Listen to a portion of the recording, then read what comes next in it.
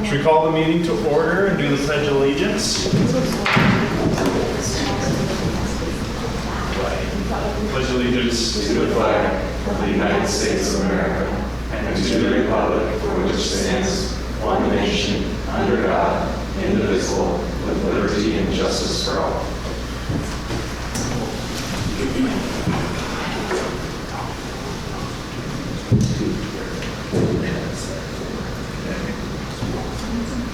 Well, I think, see, like I said, the only ones we're missing are Sarah and Tiffany.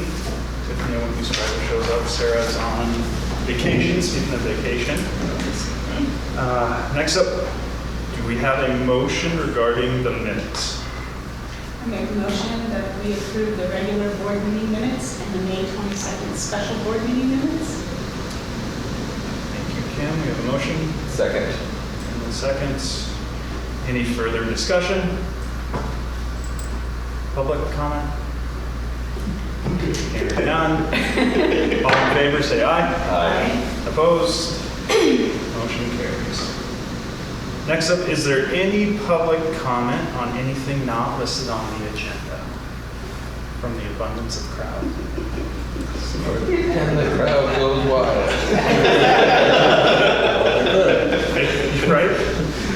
Okay, perfect. Hearing none, moving on, we'll move to committee reports.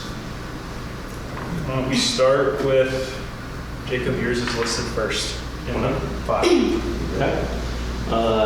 Anything you guys have questions on? I talked with Stephanie and got kind of a little bit of a rundown of some of the pieces as far as what to put on there. Anything that you guys have questions about or anything like that? I appreciate the links for the end of year stuff, the behavior and the STAR information. You bet. Behavior was interesting to look at. So I think 3 years ago was when you started, right? Yep. The write-ups? Yep. The referrals? Yep. The referrals. Right. Is that just because documentation was happening? So there was some More talk documentation between, was happening? well, there was some talks between me and Rose that some of that did increase simply due to having a position where one person was in charge of that. So it was happening more often as opposed to, sometimes it's more a conversation that you have with the kids, but it was kind of always being written up, and it was kind of coming out of those COVID years too, where they had, that year's 8th graders were a special group of kids. They earned a lot of those that they got. And so it's kind of been a play too as far as the kids that we had coming through there. So it was more coming out of COVID, I think some kids just relearning how to kind of be in that public setting and situation again was kind of tough. And so I think the combination of all of that was just a perfect storm to kind of put it up. But, it has the last, these last couple of years, each year has gone down a chunk. Yeah, it's trending the right way. For Yeah, sure. so. Yep. And then also, did anyone else have any questions on the referrals? I have a different mindset what referral means. Can we let somebody out then?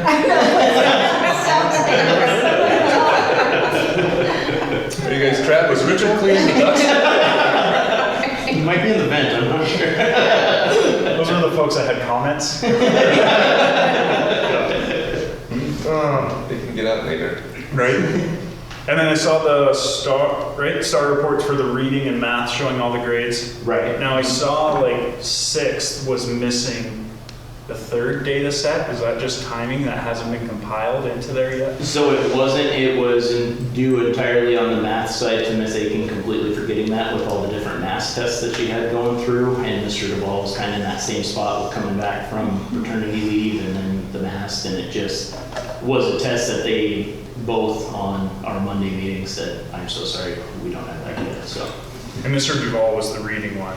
Yeah. And he was the 5th grade math one. Yeah. Okay, because math had one, but it was like 9 people. So Yes, yep.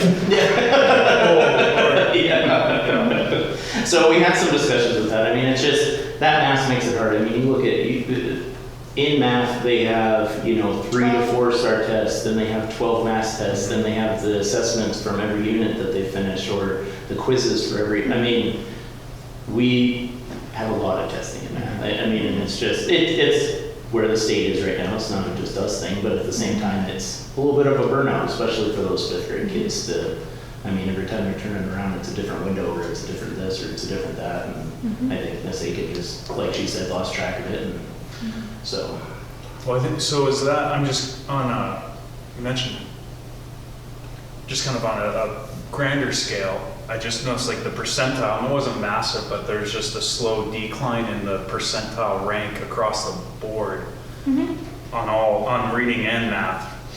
Is that because of the testing exhaustion, or is And I noticed that, and I honestly feel that it is. You know, and it's kind of one of those things as a district, kind of which part of that we put huge emphasis in. You know, I mean, as far as that star, it's good for placement, it's good for pieces, but you know, sometimes those teachers are trying to gear up towards the big state test of math, and you know, sometimes you're trying just to make sure the kids learn the material that you're teaching them from day to day. And so I think it just is some exhaustion, and I think it then is down a little bit, because then when they're getting those tests, it's like, here's another one. And any of us going through a bunch of tests in a year, we're gonna get to a point where we get a little click happy on some of them too, you know. So I don't even think it's necessarily where our kids are as far as their ability levels in there. I think it's just simply due to, I mean, when you compile it, it's what, 42 tests or something that they're Testing taking. fatigue. You know, We're having the same issues down at the elementary school. I know the state has said that kids like having shorter tests. My That kids, doesn't mean like when my fourth power graders, 20. when I walked in the room and I said, "This is your last one," there was an overwhelming cheer of "Yay, we're finished with it." The biggest issue, and I wrote it in my report, not to step on your toes, but I wrote it in there, is that there is a problem with the state's expectation for how we test kids and what we're to test them on, and the amount of time we have actually to show concept mastery. You have about 2 weeks to teach an entire unit. Fractions is one. Fractions will take anywhere from 12 to 16 weeks, depending on how many kids attain it right away and how many need more time and more support and more intervention. And there's not enough time.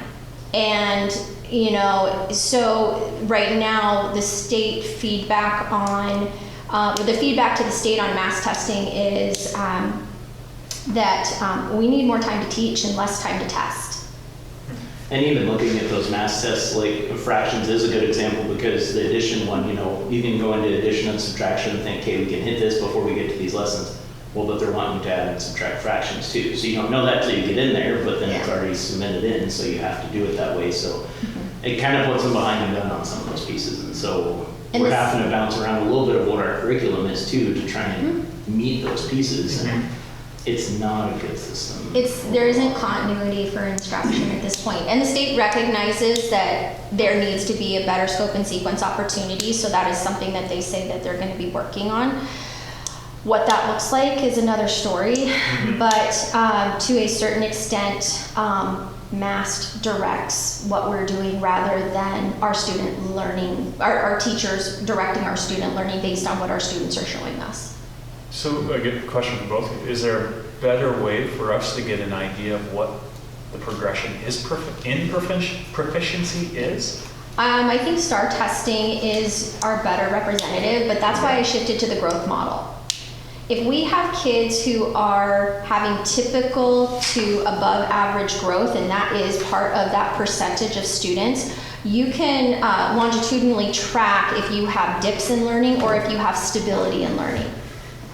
So that growth measure is really, really important. It also checks your intervention systems, if your interventions are working, and if students are making gains and closing the achievement gap, which is one of the biggest parts of intervention in general. If you have a stalemate where 50% of your kids are always at typical or average growth and 50% are below average growth, you're just creating this parallel track of learning rather than closing the achievement gap for your struggling learners. That's why title classes are in there. That's why special education is in there, is to close the achievement gap. So if we can track growth data and, you know, still have a temperature check on proficiency data, of course, those pieces really kind of come to light and give you an idea of whether your system is addressing student learning the way it should be and what intervention shifts to make it better. So the STAR data we saw from yours is not the growth model. It's not, and that's something that we had talked about last week, because I talked to Stephanie about it and everything, and to where that's something she had mentioned. And a big part of ours too comes into play with our title stuff. Like we did see a dip because we did not have title math this year. And so we had a big dip as far as that went. And then as far as our English and reading, we had to combine our title into 2 blocks. So we have a 5th, 6th block and a 7th, 8th block instead of having one for each one. So I mean, those classes cap anywhere from 12 to 15 kids to be able to efficiently reach them. So when you have a 5th, 6th block that can have 15 kids, that's a lot less kids than us being able to have a 5th grade block with 15, a 6th grade block with 15. You know, it's basically about half as many kids. And so the combination of that and the title piece in math, you know, just, it didn't allow us to reach those middle levels at a way that would have really helped with some of those growth pieces. And so, you know, I think that also was part of what we had going on with that start out of this year. Will we have title math next year? We have title math next year. Okay. Yeah, because, well, who's the gal that's leaving that's from Polson?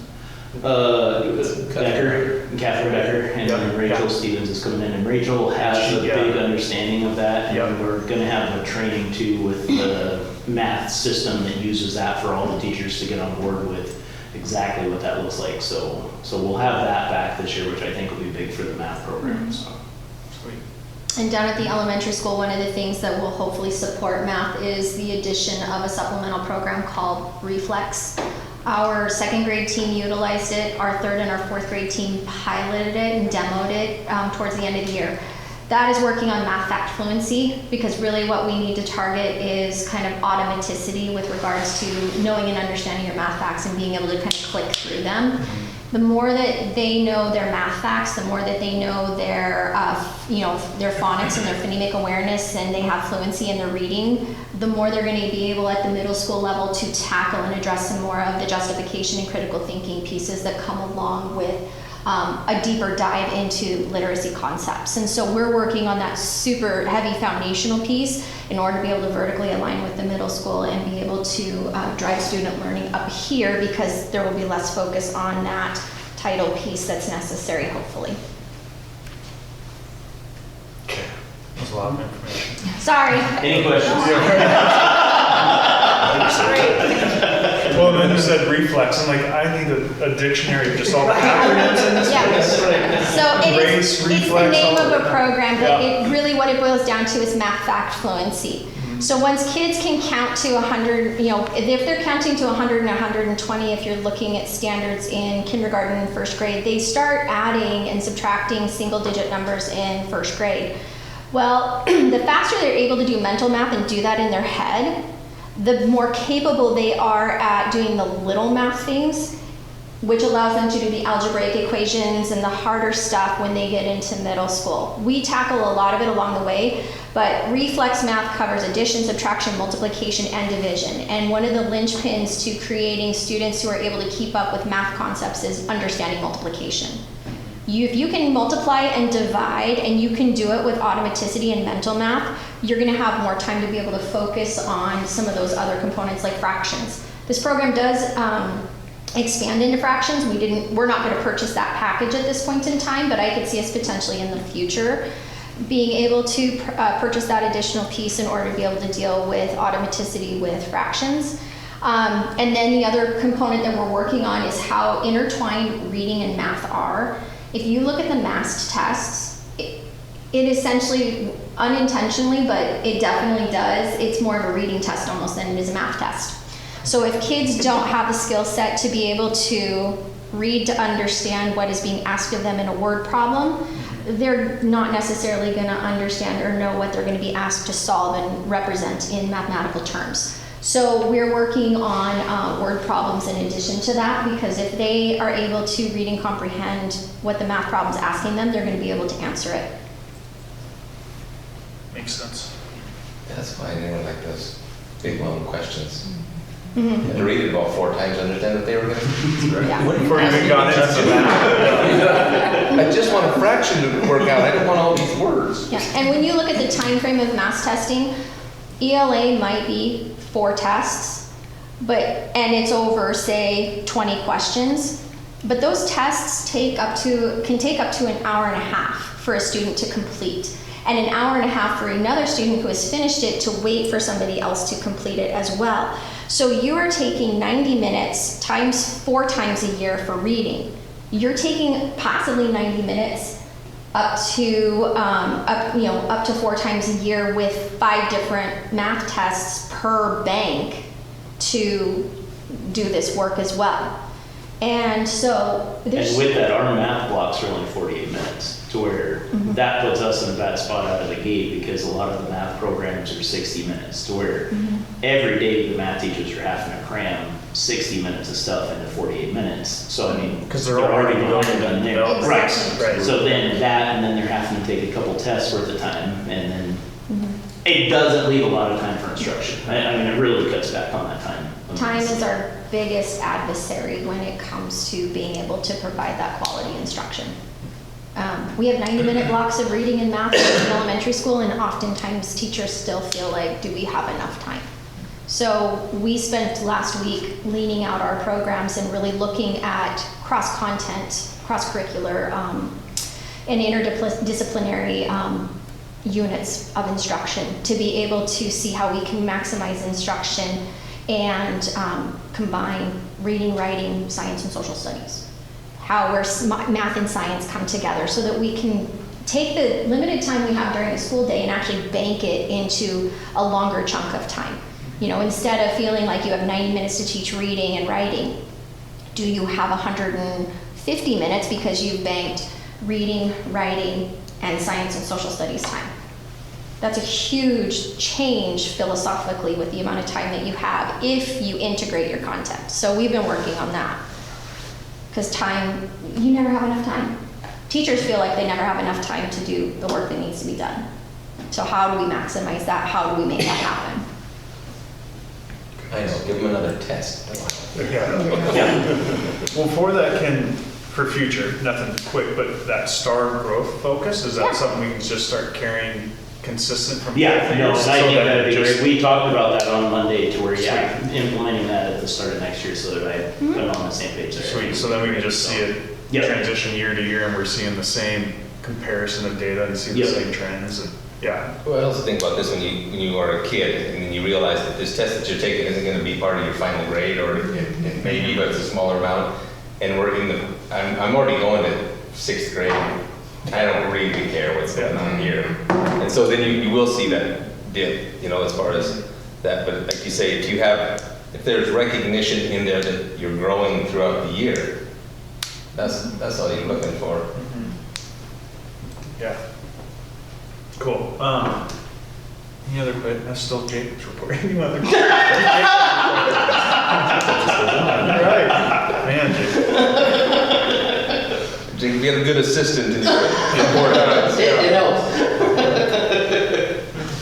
No, but thank you for putting that in there. So, next up, Lakeside's report, which you had the strategic plan and then kind of the results of everything from that. Which also, you clicked on that link and this Excel spreadsheet popped up, and you were just like, whoa. There's a lot of information in there, so thank you. Well, and thank you. What I'm trying to do is make it all matter. Like, there's a very definitive, there's a why, there's a how, and there's a what. And it's my job to model that for my staff. It's my staff's job to model that for students. Because if there's meaning behind it, we see it in a different light, and we see the reasons why we do it. So the strategic plan is just kind of who we are and what we do and what we've been working on. Next year, we'll be looking at kind of sharpening the saw, as Stephen Covey talks about, which is honing into our work and is seeing what we can refine and we can continue to tailor and what we can do to learn from each other. There's a wealth of experience and knowledge down at the elementary school, and sometimes we just need to provide time to teachers to get together and do the work. So we're going to continue with Somers University, and we'll continue with our growth goals with behavior. Behavior-wise, we've been pretty steady and pretty consistent. The biggest issue that we dealt with down at the elementary school, it has been increasing reporting. When I first started, there wasn't as much reporting, and yet I was told there were all of these needs. And I was like, well, how do we know that if we don't have a system that actually lets you pull and find out which kids need check-in and check-out, which kids need check and connect, who needs to meet with the counselor in small groups because they need to learn to be better friends with each other. That's how we use this system. And so based on that, we do have a stability matrix and have for, quite some time, but it's more about making sure that we stay within those, recommended tiers of instruction so that we are able to address the needs of our kids. With the, so that's kind of the work. With regards to the data sheet, are there any questions about it? I know it's a lot of information, but that's really the reporting of the work. That's what we've been doing all year. The proficiency models. Something to continue to remember, and this happens up at the middle school as well, is that proficiency is marked at the 70th percentile in reading and the 80th in math. So if you're not meeting those cuts and 50th percentile is kind of the top of your bell curve, you're looking at a student being able to do 2 years of mathematical computation above their grade level that they're currently working in. And you're looking at 1.5 years in reading. So a 4th grader is reading a 5th grade 5th month to be considered at grade level. Well, you see the trend, like 1st grade, it's 90%, then trends down as they get older, which obviously is just because it gets more challenging. So.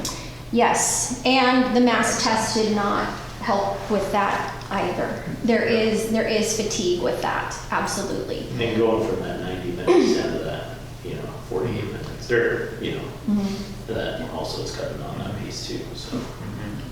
We also down at Lakeside, I have, let's see here, I would say, my teachers are fabulous. They're all doing such great work, but I have more teachers within the first 5 years of their teaching experience than I do the last 5 of their teaching experience, and the wealth of knowledge that we have to learn from each other is quite vast. And teachers are only going to continue to grow and get better as they continue to gain training and veteranship in that work. After the first 5 years, you really get a chance to kind of dig in and manipulate your curriculum and your content. At that point in time, the first 5 years, you're working to understand it. And so your teaching shifts and changes based on your knowledge base. The great thing about the team that I have is that they're all willing to learn from each other and team and grow. And that's been a huge benefit to the work. And my role has been to continue to do walkthroughs and continue to ask questions. And then if there are supplemental resources that are needed to continue to do the work and do it well, then we work to get those. Awesome. One thing that I looked through, and it looks like you hit most of the goals. There was only, I think, 1 or 2. So, and all that had explanation as to the progression that was happening, even if potentially the goal wasn't hit. So, Yeah. that looked good. Yeah, I would. And maybe this was strategic. You hid those numbers within all the paragraphs, so you made sure I read every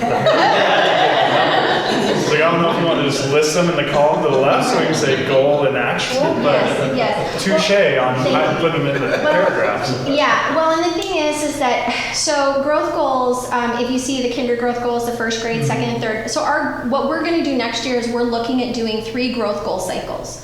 So you have your STAR data that is like your overarching screener. You have your growth goal measures within STAR that allow you to track your system and track to see who's growing, who's not, and then target strategically in your small groups. Well, this kid has high proficiency but low growth. What is going on there? Because that's one of our biggest issues, is that we have kids who are here, but their growth measure isn't typical or above average. Well, they should all be growing at high rates if we're doing it the way we're supposed to. So when I'm looking at that piece of the system, that's where growth goals come in.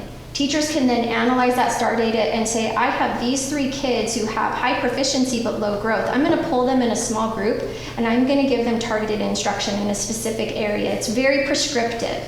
You observe it, you diagnose it, you prescribe it, you implement it, you come back to the table, and it's a cycle of learning. Over the course of, say, 8 weeks on a growth goal cycle, what you're then able to do is you're able to track and monitor very specific and strategic plans. 3rd grade, we're going to work on word problems. In growth goal cycle 1, when we first dipped our toes in the water of it, what happened was they didn't meet the goal. So they came back with a reflection and said, we need more time with this because we saw some growth goals, some growth, but we didn't see as much as we needed. Well, then they went back to the drawing board and they did session 2 and they did another 8 weeks, but then they met their growth goal after that. So it showed that they needed about 16 weeks in order to be able to address that goal, not just 8 with certain students. That reflection piece of what my teachers were doing is one of the most important pieces of the work, because it's not necessarily about set the goal, meet the goal. It's all of the thoughtful processes that teachers have as professionals to dig deep, analyze their students, come up with a plan, implement it, and then come back to the table and say, how did it go? And what's my next step in the journey? That's where those growth goals make all the measure and all the difference. And so we're going to do that 3 times next year, October to December, January to March-ish, and then March to May. And so that'll be our very targeted and specific, are we meeting those measures based on what teachers are seeing students need. I'm all about data. With that said, is having teachers parse in and playing devil's advocate, parse through that data, is that like mass testing? We're just having you relook at more of the same information, which then is potentially creating a slowdown in the process? I don't know. I'm just playing devil's advocate. It sounds like it's a proficient way to go, but. Right. And you're right. You could possibly turn it into that if you weren't very strategic in how many times that you did it. Mm-hmm. And really, I think it's more meaningful in some ways because teachers are actually taking a problem of practice within their own classroom, mm-hmm. addressing it as, targeted instruction that they would do at any point in time, anywhere. Because that's what teachers do. Oh, we need to cover main idea and details. Well, I know I need to pull this group in a small group. I'm just going to track the data. So their strategies for doing that is part of it too. Their pick 3, move 3, being able to, as Q3R could be another strategy. It really depends on what they choose. I think because it's teacher driven and it's very, very specific, teachers were very excited, and actually the feedback I got from my teachers K through 4th was, we like doing this piece. We really feel like it's meaningful.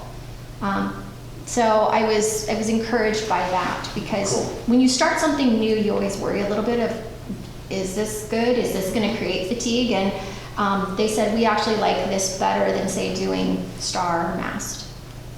Good. Thank you. Mm-hmm. Anything else? Do you guys have anything? Because seriously, it's just a lot of information, but if you have questions, I'm happy to answer them. No, I appreciate it. It's good.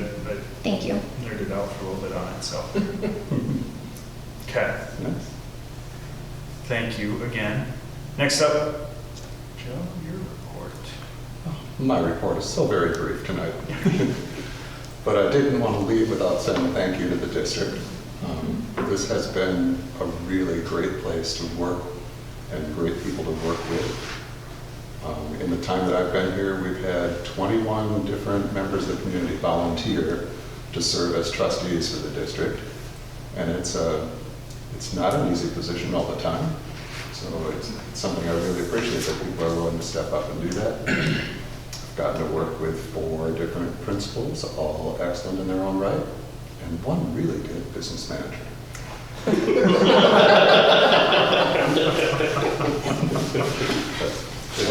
It has been fun. But even when it's not fun, when you're working with good people and solving problems together, it's worthwhile. Yeah. Worthwhile, that's a good word. Yeah. Yeah. Well, thank you. Thank you. I Yes. appreciate your time very much. And I did see it said final on there. I got it. Final on there. I mean, it was underlined, bold, highlighted, but somehow that was fine. Just kidding. Good. I was just on the early entry requests. Mhm. Those are a singular action item, which probably we can Yep. talk about later. Yep. Okay, perfect. Well, again, thank you for everything very much. So, But don't leave till this is over. ready? You have to finish this out. Oh, yeah. We're not here to deliberate yet. Sort of. Touche, yeah. Next up, committee reports, I think, what, transportation and school? Yep. Food committee? School food map. Yep. Kendall, do you want to add? Yeah, we were both there. I think it's, there's a lot more that goes into it than what I have ever recognized. It sounds like Robin does a lot of work just outside of the school and preparing food to make sure that the right food is to the right place at the right time. I mean, it just seems, she I love feeling really hopeful, like Yeah. just like she's doing really good work. Well, there's that piece that we're going to provide a little bit for Dayton School. I mean, I thought that was a fantastic, like, what a neat kind of gesture almost for them outlying schools to, hey, we can't get food every day for our kids, can we get some? I just personally know a lot of kids that go to school in Dayton, and I think it's pretty neat. So, yeah, I was impressed with the whole thing. Awesome. Yeah. Van's gonna get fixed on June 26th. Yeah, Yep. So, and insurance is covering it. They are. Awesome. They, so we got an estimate at O's, and when they saw the estimate, they sent their own estimator out. He was here on Friday, I think. Anyway, he completely agreed, and we can go ahead with the repairs. Awesome. Great. I think we have $1,000 deductible. Otherwise, they'll cover it. good. And everyone's okay. There were no injuries in that accident, and really, no noticeable damage to the other vehicle. Our van just took the worst of it. Awesome. Do you hit a tank or what are you running? It's Ford F-150. Okay. Pretty good truck. Okay, next up, scheduled meetings. So next board meeting would be the third Monday of July, which would be July 21st. I think Janet mentioned you can't make that one. Correct. But I will have somebody here to Yep. fill in for me. Okay. And obviously that will be the first one we have with Alex, our new superintendent. Does that work for everybody's schedule? Yes, sir.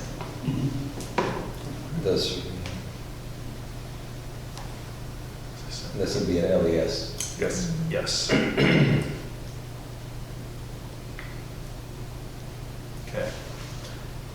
So next meeting, I Monday. did send some folks over to mow over at I Alex's, heard. but it was pretty tall and pretty wet when they did it, and they couldn't get into the backyard. Oh, no. So I think we'll be back on Friday. Okay. Some more. So there's just a work crew that goes and mows at the church, and they just sit. Oh, They have a walker mower, just run over there and mow the lawn for them. That's nice of you. So then anyway, I have the code to get through the house to get to the gate, so maybe they can get to the back on Okay. Friday. So. thank you. And I was we were camped, so I didn't have cell reception, so I got back Sunday. I was like, oh, look at all of those. Thank you, Ken. Yeah. I knew that they were going the next morning, so Yep. it was my nephew going there. I said, hey, Oh, perfect. help me out here. So yeah. Perfect, thank you. And then, do we have any committee meetings that are due?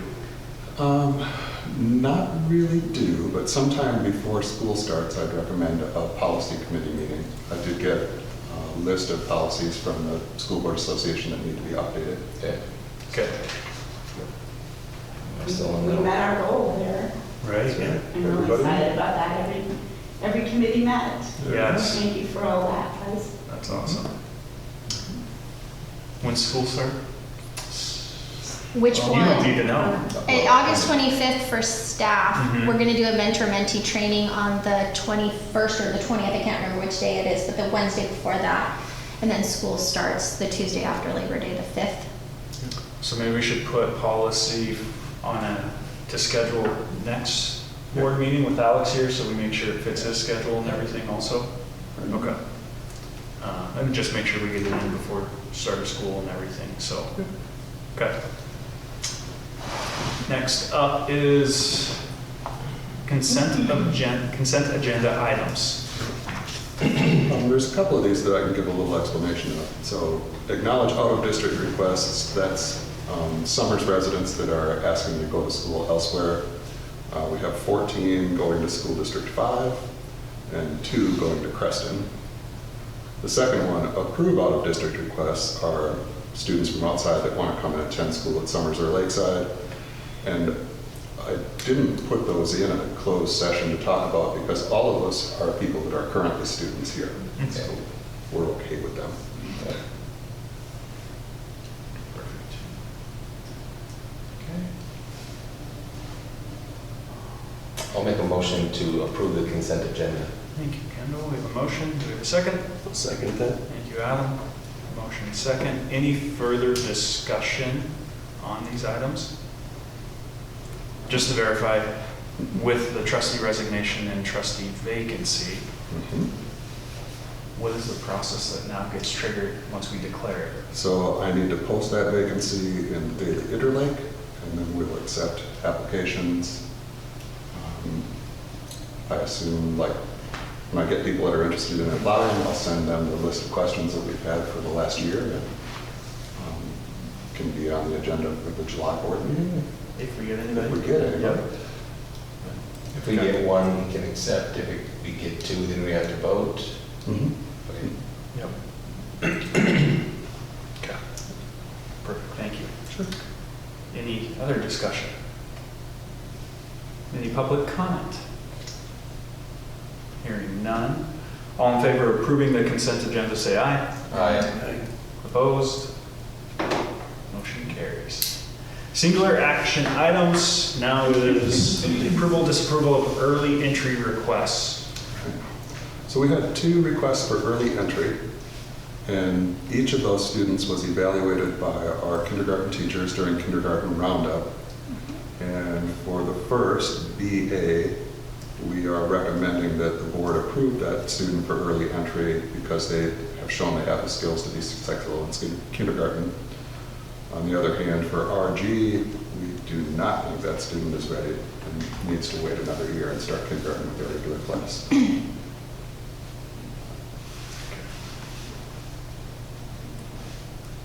Do we have a motion? I'd make a motion to approve BA for early entry request. We have a second? Second. Thank you, Kim. Any further discussion? Public comment? Hearing none, all in favor of approving BA early entry request, say aye. Aye. All those opposed? Motion carries. Next is RG. I'll make a motion to disapprove RG for early entry request. Thank you, Kendall.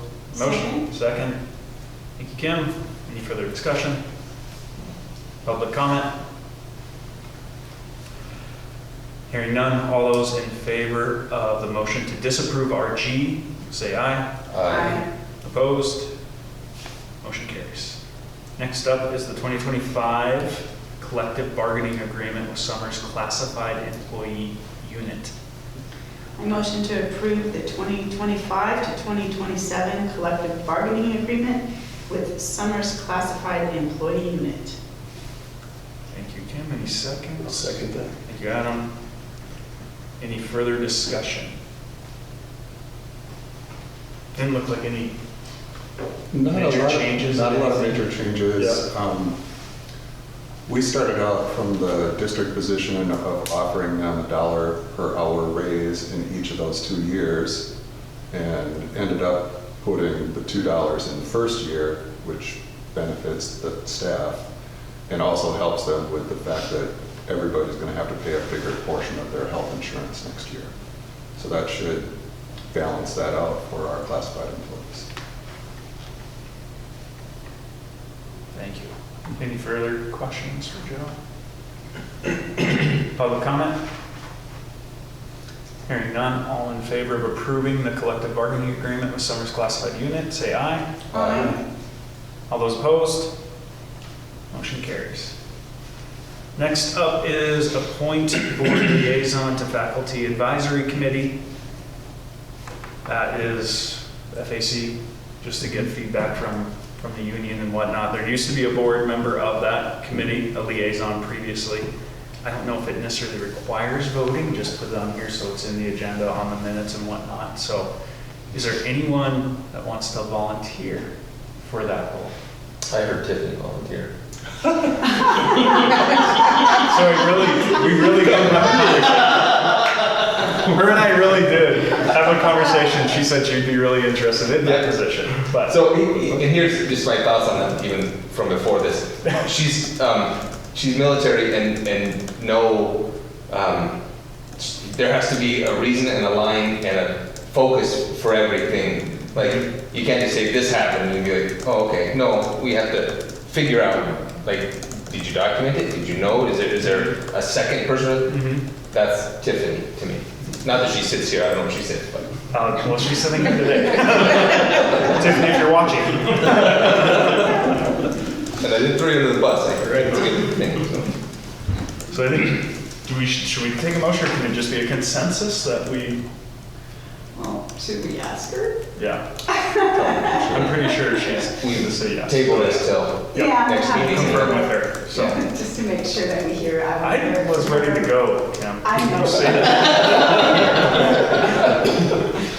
If you're not here, you don't really get Then involved. you're not here, you volunteer for That's so everything. true. So, yes, okay. I had a quick question on the value statement that was included in our board packet for the health insurance. The MTS, what was that? Yeah, that's the new health insurance consortium. Yes. And so I just wanted to have kind of an update on where that is. We're expecting that they will come around with rates for different school districts beginning in August. And I think they will expect that we commit to being in or out of that consortium by sometime in November. I saw that, yeah. So that's, I mean, the whole thing is what they can do for rates and coverages. So I was reading something in there that you have to lock for 3 years or something like that. What? Yeah. It might be 5, yeah. You do have to commit for multiple years. Okay, with the health insurance side of things. Right.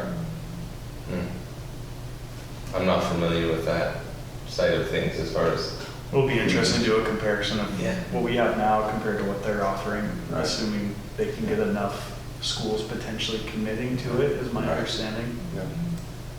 So in those, and I didn't dig down deep into what they offer or that stuff, but like, is there in-network, out-of-network differences? Is there, I mean. Yeah, I think there's almost always differences Yeah. between in and out of network. It's just So- a matter of how big Yeah. the network is. That's just what we've seen recently is that out-of-network has been the big change for people and not the in-network thing. So I could be somewhat more satisfied with than if you changed both sides of that spectrum. Because for a lot of the states now, you have to go within the state unless you are on the border and you can go one county over or something like that. So there's some weirdness to that with new policies. Again, I don't know their policies, but health insurance in general is really on a shift right now. They kept it very high level, very generic, when there's a specific FAQ Yeah. on that in-network, and it just said they're committed to providing a Yeah. robust network, and it's like, define robust. I was trying to dig into some of that too, and I was like, I don't know. I mean, and I can see that if you're trying to give a better deal to multiple schools and a bigger thing that you want some commitment in that, I can understand some of that, but the way that the landscape for health insurance changes year to year is also quite tough, because I mean, if you commit for 3 years, but then something like the ACA happens, there could be some big changes in there. Gotta wonder about that, but that's. And so I'm assuming they were asking for like claims loss data. That's generic, non-specific data. Yeah, we gave them a ton of survey data Okay. a year ago. Okay. So, Yeah, I saw them saying something about have it ready to go now. Yeah. Yeah, I just couldn't remember. Okay. Perfect, thank you. Any other questions on this, that values? So we're waiting and seeing for data, basically, Yeah. quotes. Okay. Next up is approval of expenditures. Motion to approve expenditures for May 28th, May 30th, And June 11th, 2025. Thank you, Kim. We have a motion. I'll second that. We have a second. Thank you, Kendall. Further discussion? Any questions? Of course, I have questions. All right. All of it mainly was specific to the MTCSPD Summer Institute. There was multiple individuals. So we are the fiscal agent for a professional development group, and that's that group. So she operates like with, Keith, Tessie. right. Okay. Those are all people that presented at her program in Polson, I assume. She does like a 3-day workshop in Polson right after school gets out.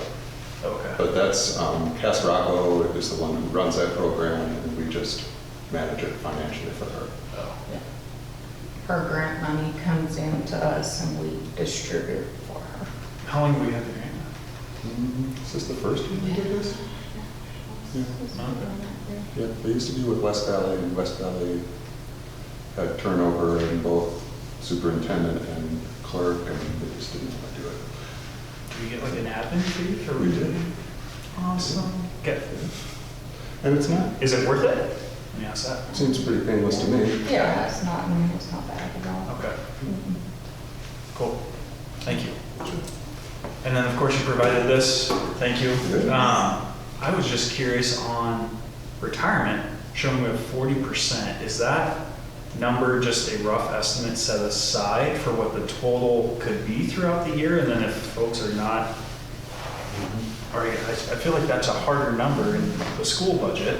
All right. I'd have to dig in and see. Okay. I'm not sure about that. Because I know there's, for payroll, there's bigger expenditures now at the end of the year. Right. So I didn't know if after that runs, will this number kind of right balance? Because more retirement Right. contribution will happen, I'm Come assuming, in. It will, because. Yeah. proportionate with the salaries It should. paying out? Mhm. Right, so when we do a second payroll in June, where we pay out unused sick leave, unused personal leave, and then, you know, for someone like me who's retiring, Mhm. my unused vacation leave and Mhm. sick leave from 9 years gets paid out.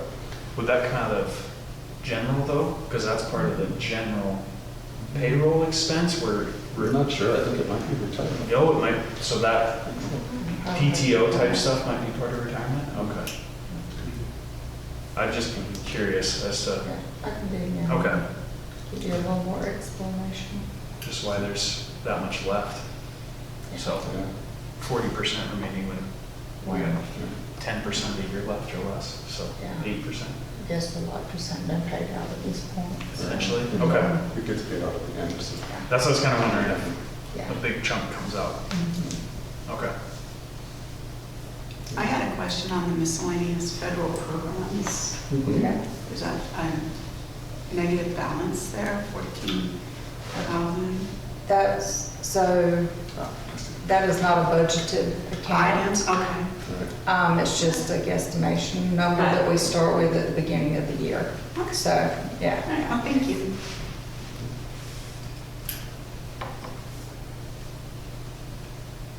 Anything else? Any further discussion? Sorry, just ready to turn it. Any public comment? Hearing none, all those in favor of approval of expenditures say aye. Aye. Aye. All those opposed? Motion carries. Next up, payroll. I motion to approve payroll for June. Thank you, Kim. I'll second that. Thank you, Adam. Any further discussion? I would just say that payroll in June, where we pay people out for June, July, and August, is really scary, really big, and we did have a small error when we did the payroll, because we missed a step where you tell the software that this is 3 months worth of pay, not just one. So people had more taxes withheld than they were supposed to. However, Emily was able to straighten that out within 2 days and get the right amount sent in for our federal taxes. And now in that second check in June, we will make up what was over withheld. So teachers will get another little check.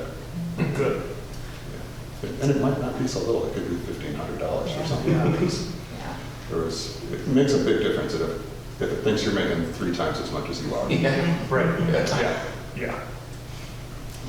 Progressive tax system adds up quickly when that happens. Okay, thank you for that, because yeah, there's some big numbers in there, yeah. Very. So, any other discussion? Public comment? Hearing none, all those in favor of approval of payroll, say aye. Aye. Opposed? Motion carries. My final one for you. I'll make a motion to adjourn.